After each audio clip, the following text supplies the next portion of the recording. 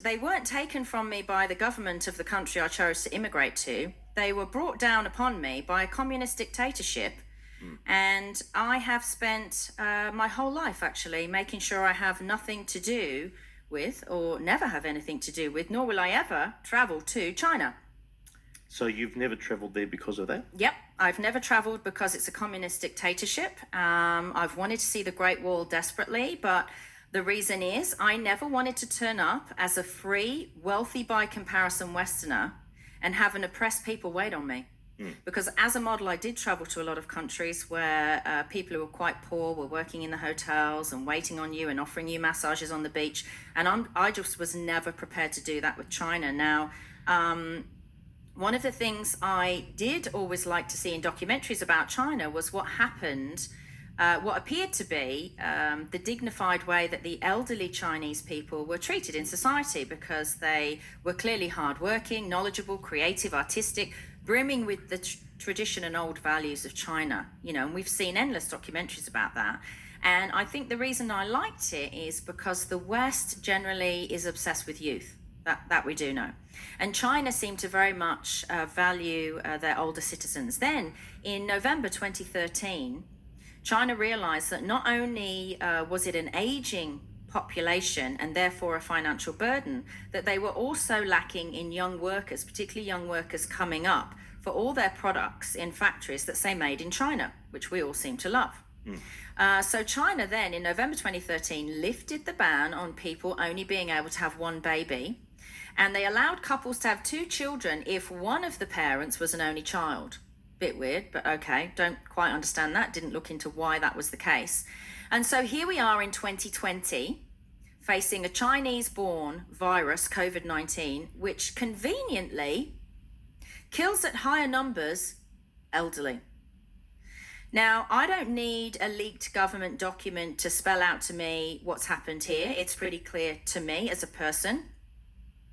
I was a history major at school, and if I know one thing to be true, it's that the best predictor of future behavior is past behavior. And in 2002, China brought the world SARS. SARS, if you don't know, means severe acute respiratory syndrome. And this was the first draft of the coronavirus. Now, SARS had 8,098 cases and 774 deaths. So obviously a lot less fatal than the current virus that we have. And the World Health Organization in 2003 declared that SARS was from Chinese people cooking and eating bats and wild animals. Yep, in South China. In South China. So did any of that send out any red flags to the Western world that we had SARS and that it was from eating bats? Did any Western governments think about restricting travel or worrying about food hygiene habits or eating habits of the Chinese moving forward after SARS? No. Why do you think that is? We know why that is, don't we? Because we can get cheap clothing and cheap TVs from China, and we care more about our bloody stuff than we do about what's going on in that country. And I don't blame the Chinese people for this. This isn't to do with the Chinese people. I don't want any of you to look at Chinese people and go, it's your fault. It's Chinese government's fault. They are a communist dictatorship. And this is more about the dollar when it comes to the Western countries than it is about health or a potential biohazard, and we don't know. We don't know that now or in the future, we're not looking at an extinction level event because no one is keeping an eye on them. And they simply don't have the same standards of food or animal handling that we do. Now, I remember in the 90s, traveling the world as a model, being horrified that just prior to landing anywhere, including back in the UK, from international flights, we were sprayed with God knows what. Now, the interesting thing is, why don't they spray the planes anymore? I don't know, but do you remember the cabin crew used to come through? Absolutely. And it stank. It was so bad. And we were always told that the primary reason, I used to say, why am I getting sprayed? It's disgusting. They told us on flights going back into the UK that it was to stop fruit flies migrating from other countries and decimating European fruits.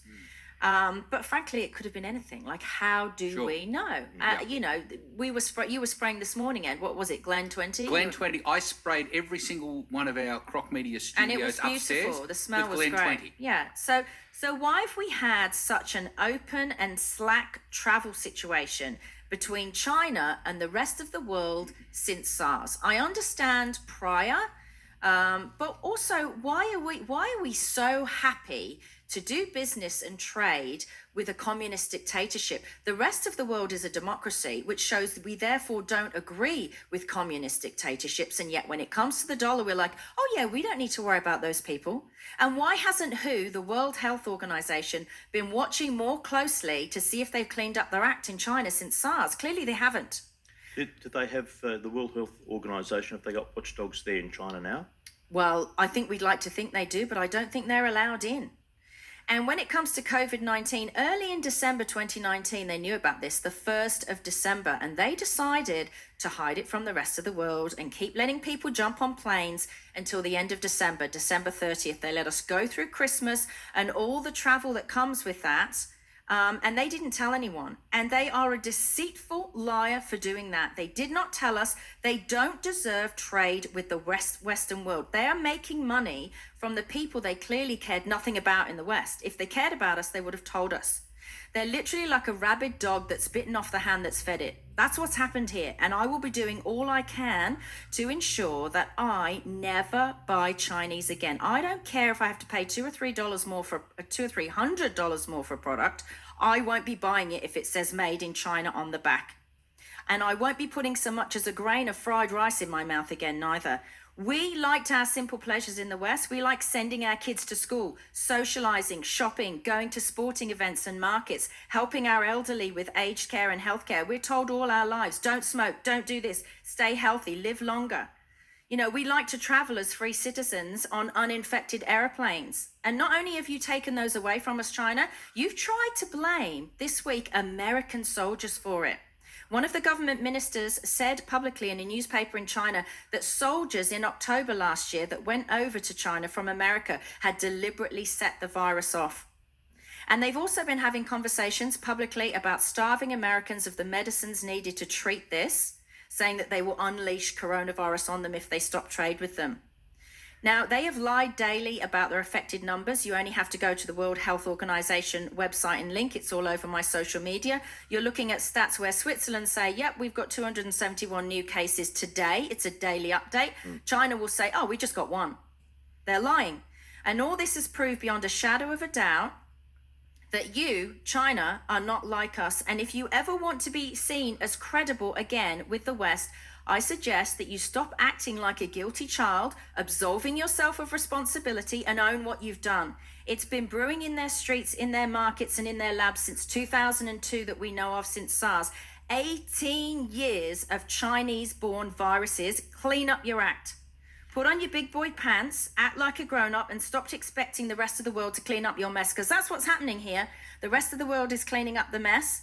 And I've spent 2 days on the phone trying to find out if I've got a virus that started in your streets. This is officially an abusive relationship with China, and I want out.